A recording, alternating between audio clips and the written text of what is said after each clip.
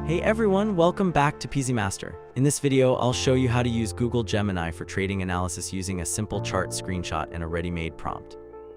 First, open TradingView in your browser and choose the asset you want to analyze. For this example, I'll use gold. Next, click on Full Chart to open the Advanced Chart view, then select the time frame you want to analyze. This could be the daily chart, a 1-hour chart, or even a 15-minute chart depending on your trading style. Once your chart is ready, take a clear screenshot that shows the price action and indicators if you're using any. Now open Google Gemini in a new tab. Upload the screenshot of your TradingView chart.